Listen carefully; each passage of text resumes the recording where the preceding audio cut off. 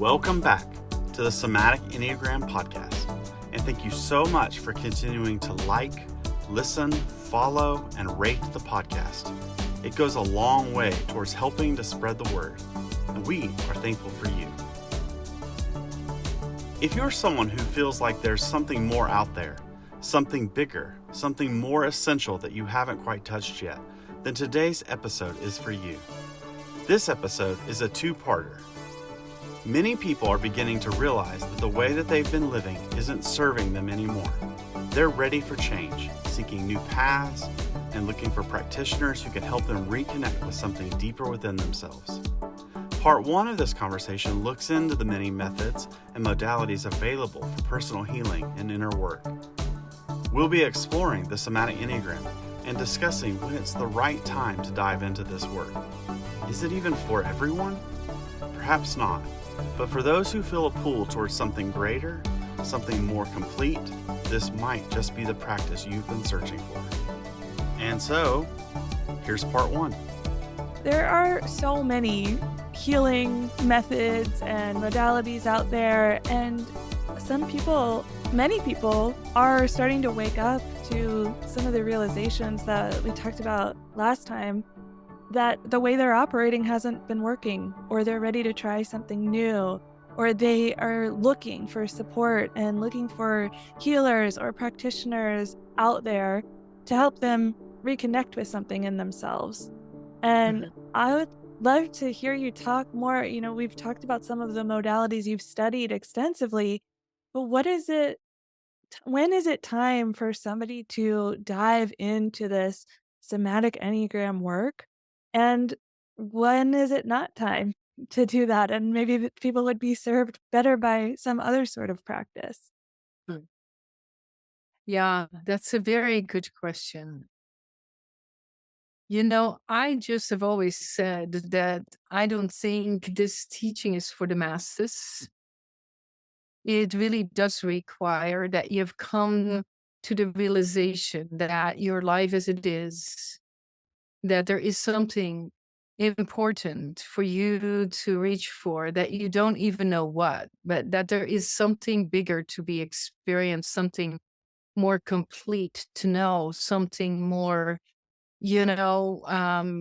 more essential, to be experienced, so to speak. And I think based on that kind of a seeking something beyond what meets the eye in general, I believe that is necessary for you to be able to become interested in being willing to look at something inside of yourself that you don't want to feel.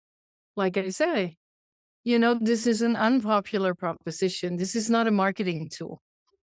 It won't draw the masses. However, if you have tried a lot of different things that are, sound methods of psychological health and, spiritual teachings, or, yoga or Tai Chi, or all kinds of ways in which you have been trying to improve yourself. Yeah. And you come to the conclusion that nothing really has made a big change or a transformation inside of yourself. Then it may be something where you might want to turn to something like the Somatic Enneagram, that I believe is the cornerstone or the crucible for understanding how and where the convertible energy is housing. And it's not going to be outside of you. It's going to be somewhere inside of you. It's hidden in plain sight. And if I were the creator and tried to put something somewhere where humans that weren't ready are going to engage with something and mess it up, I think putting it inside of oneself is really the last place we look, right? I call it the last frontier. So I think that's pretty smart. Yeah. So, if you have a tendency to be self-destructive, if you have been trying to get rid of feelings with all kinds of methods. If you have been trying to control certain aspects of yourself and none of that worked, I believe the Somatic Enneagram has a method and a approach that has something to do with the understanding that if you want to become whole, that the path of radical inclusion is the only path to take, and to understand that nothing can be missing. Nothing can be pushed out. Every single aspect of you belongs, and it needs to be included, even if you have no idea how to include something that feels so hard and so difficult that your defense mechanisms come into being. Your defense system is separating you from it. Yeah. We have to honor the nervous system. We have to, we said before, you can't fight off the type with the type. And we know that when the type is revved up and it's overactive and we're reacting, we aren't going to be able to shift things until we have that spirit of openness and that calming energy of, like we would sit with a child who's upset, or like we would sit with a dear friend, or be with something that, even if it's difficult, it needs to be welcoming. It needs to be not pushing further into, I have to heal. And I think this is where people get stuck. They try so hard to get rid of something in themselves or to heal something from this effort of forcing. And I mean, I experienced it for myself working with this stuff. It can be so gentle, but it's also truly getting to the root of what's happening instead of doing the runaround of, "Oh, you need this and you need that," and you actually listen to the body for it to tell you what it needs. Yeah, and that's a big, big turn. Yeah, the inward turn of attention is a big turn. 80% of our attention goes outward naturally. So to understand that what is actually in pain, what is suffering, is inside of you is the big discovery for most people. Yeah, because they are feeling the pain and the suffering. They don't want to feel it, and they're looking to the outside in order for things to change there so that their inner pain and suffering will go away. Yeah, that's the loop that we make. And that will never really satisfy you for any length of time. Yeah. So to feel and sense that the part of you that you don't want to feel, because you do not know how to even come close to it, let alone, even if you can, to include it, which is a counter instinctual relationship. A lot has to be online for you to be able to do that. Yeah. So having an inner observer attention that is objective is a prerequisite. Can I not have the I go down here to try to change it? Big deal. Can I shift it from the I to the inner observer? That's objective. And it just observes. It doesn't have an opinion. It doesn't have a desire for an outcome. It doesn't have to categorize or classify or know about it. It just simply observes the nature of that pain or that discomfort or that sense of charge that feels too much for me. Yeah. So, with that going inside via the felt sense lens of perception, which it means the sensations, the physical feelings that are belonging to that part that is in pain and suffers, and to make space for that in the best way you can is important for you to know that to go there directly, most likely you will be booted out by your defense system because you have no clue in how to be or have any capacity to be with a charge that is that big. Yeah. And so, what do I do next? if I can't be with it, if I don't know how, if I don't have a method, then all I can do is let the defense system come in and let my attention be hijacked into the adaptive strategy. And I go out in the external world to do a little bit more of what wasn't working before. Yeah, that's all you have left.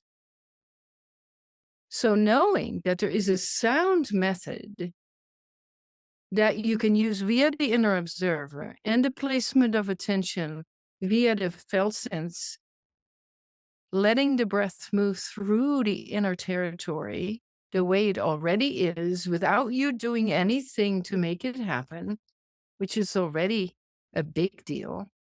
And begin to notice where the breath is already free. Yeah? Where it's already moving. Oh, I feel I can't breathe.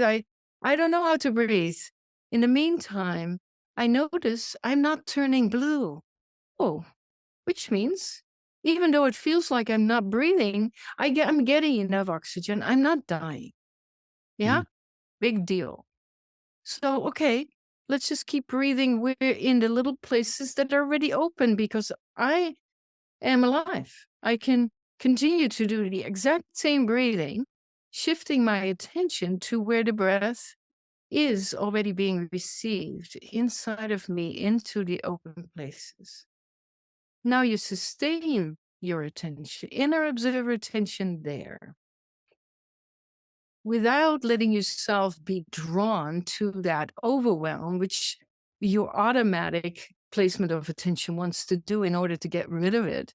You need to just sort of stay into what's already open and free inside of you until you begin to notice, oh, there's a little bit more space available now. And so the law of energy following attention begins to operate, and more of your body becomes available and receptive to the breath. Oh, so receive that breath now into more of you that's open now, right? And slowly your nervous system begins to calm down. Yeah.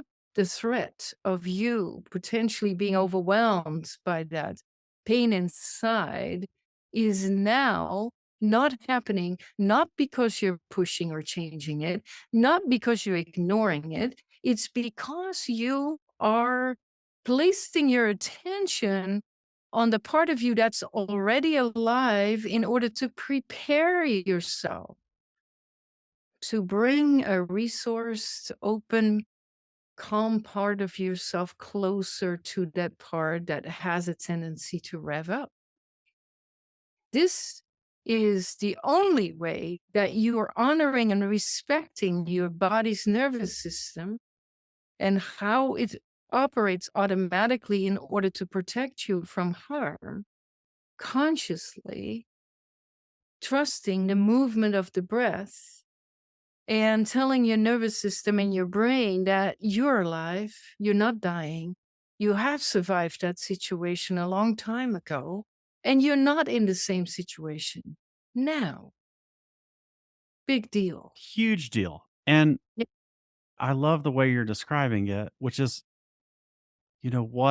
what you do when you teach the modules that you teach and how people learn to engage with this work is that we opened with the question, like, who is this work for? I think just in that description there, the work is for anyone who wants to be more alive. Because Exactly. what you're describing is that there are parts of you that are alive, but there are more parts of you that could be more alive. And that reality is really unknown to many of us, and surely was unknown to me before coming into some of this work. And so the way you're describing that aliveness really goes beyond what me as a mental type. It goes beyond something I could think about. It's that there are parts of me that have wisdom that I could be connected to that I didn't know before. So in that way, there's a part of me that can be more alive if I'm willing to interact with that defense system and sort of suffer through my fight, flight, or freeze responses and stay with it, that it all opens up. And that's where the energy and the attention come in. And I just love the way you're describing that. And as a review, I would say 5 stars, would do this work again. So, but there's such an aliveness there, and watching other people work with it and be a part of it. There's such an aliveness there. You experience it once, that then becomes the motivator to go back to the place that you don't want to feel and go back to the acquired taste of making space for something that has been, contracted for a long time and needs the right ingredients that balance the charge with a positive charge so that the whole thing can neutralize. Mhm. That's transformation. That's not just doing a temporary change. This is shifting the actual part of you that fuels the whole pattern.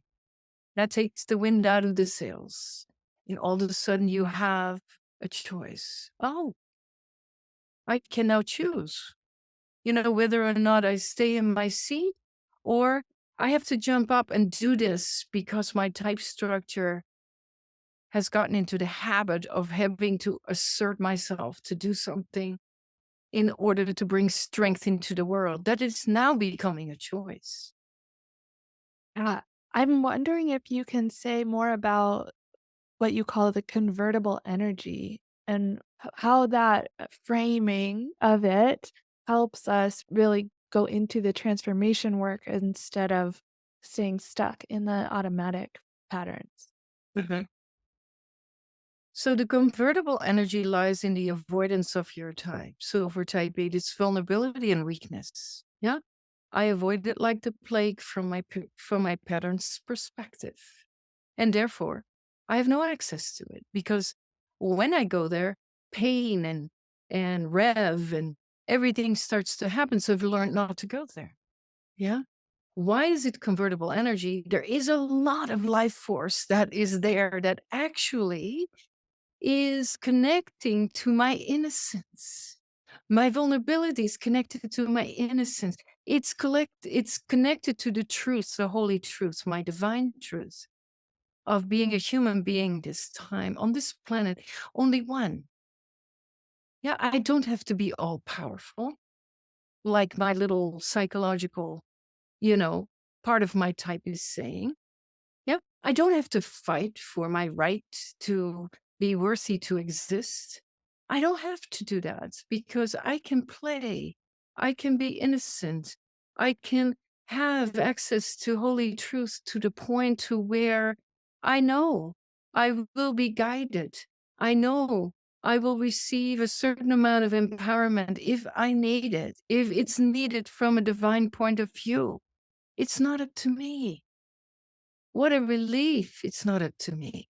I can relax now in my own being and begin to feel a certain essential energy inside of me that has a potency to it because the convertible energy is now released into the free flowing life force that's receptive to what is greater than me. What a relief for a type 8. I don't have to be bigger than anybody else. What a relief. And what a beauty for me to just be a simple human being walking this path on this earth with the guidance of the spiritual world, the divine world that is shining through me and will let me know when it's time to take action on whatever's behalf, whomever's behalf, on mine, on somebody else's.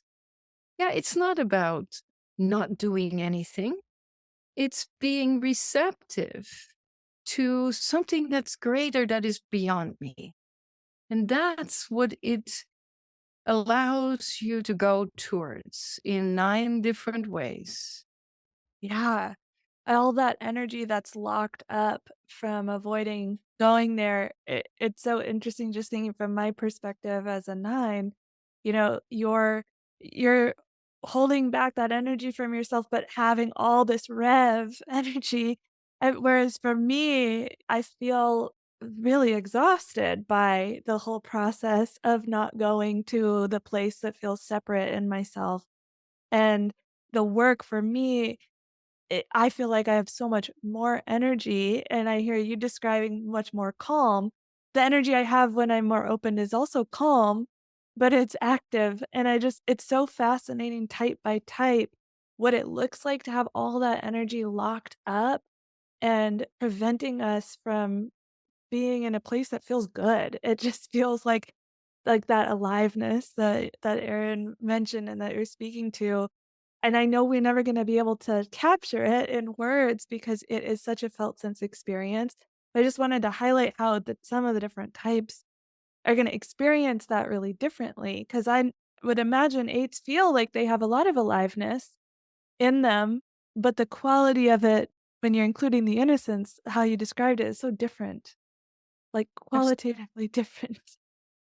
It makes that sense of life force and the power of it, soft and malleable and yielding and kind.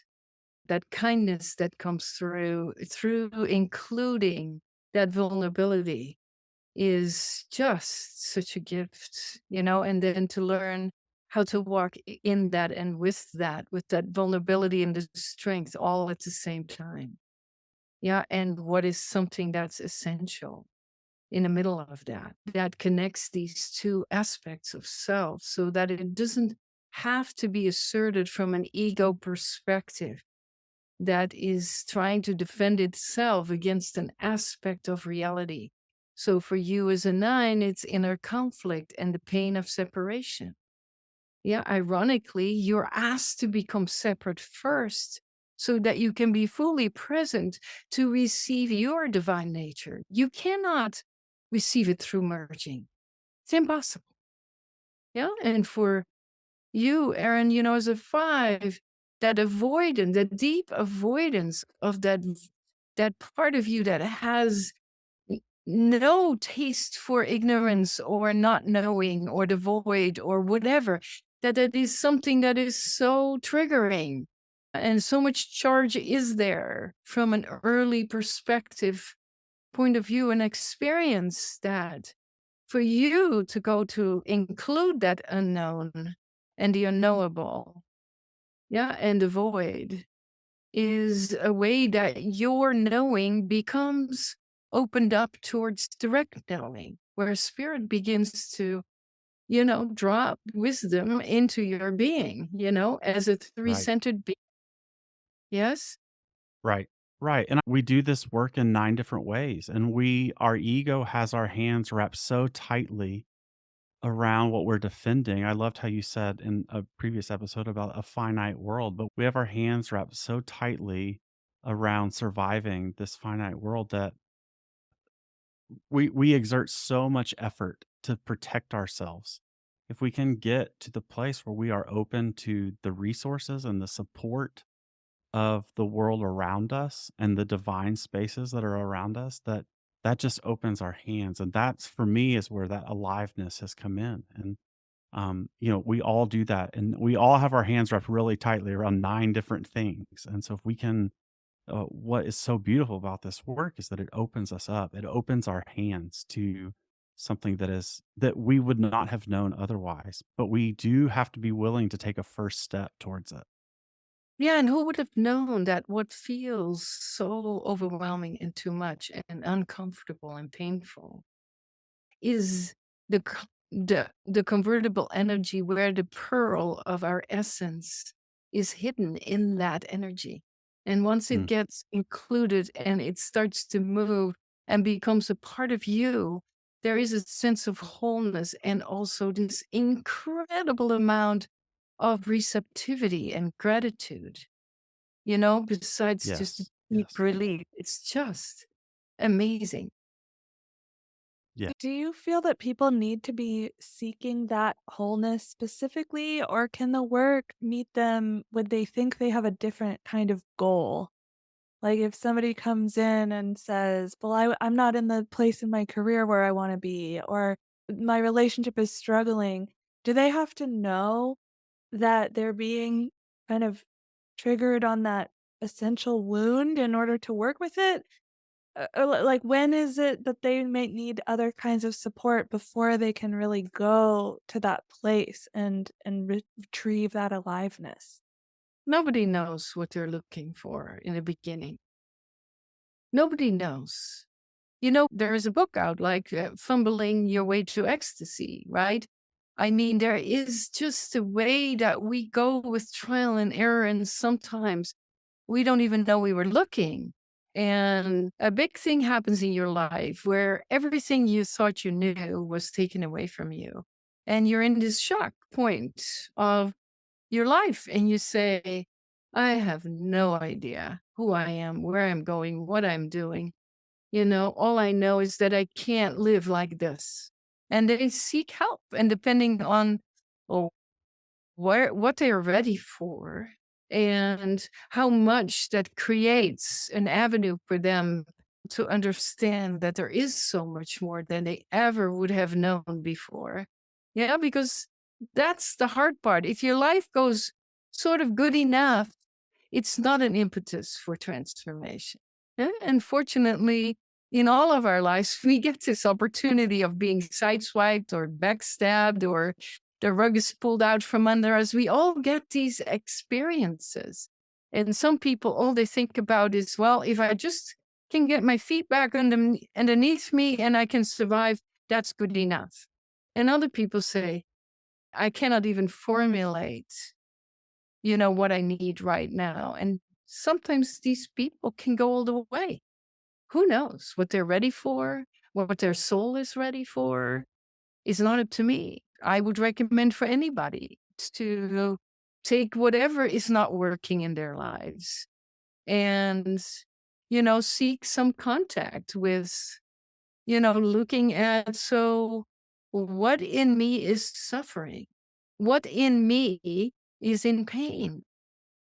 And that might be enough of a motivation for them to try out a method and see what happens. And I'm the last one to say, oh, you're going to experience this. Yeah, because it's not up to me.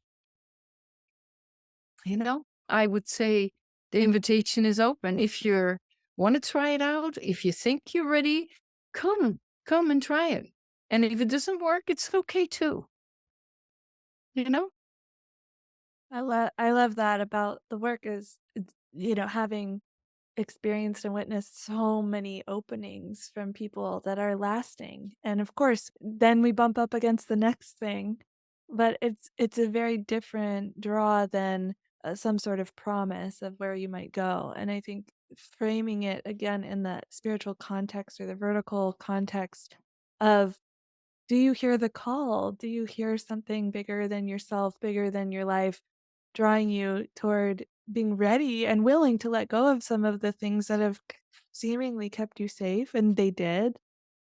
Are you willing to see what happens when you don't do that, and to have the method that walks people through it in a way that's safe and really gentle? I mean, it's not always comfortable, but it's very gentle, and it's very affirming of the physical limitations of the nervous system and the body and where that person is at today. And having engaged with it so many times and with people over time, it's so different every day what shows up. At the least, it's going to bring you a greater sense of well-being.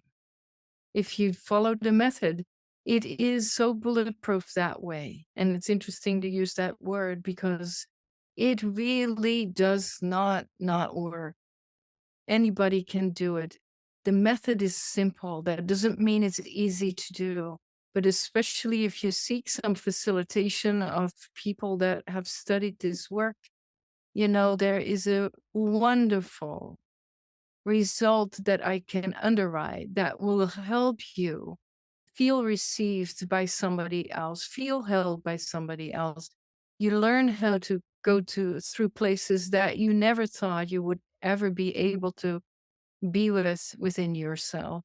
And it's going to give you a greater sense of well-being. And that is invaluable. Yeah, because we work on all around in so much contraction around the too muchness of life. Yeah.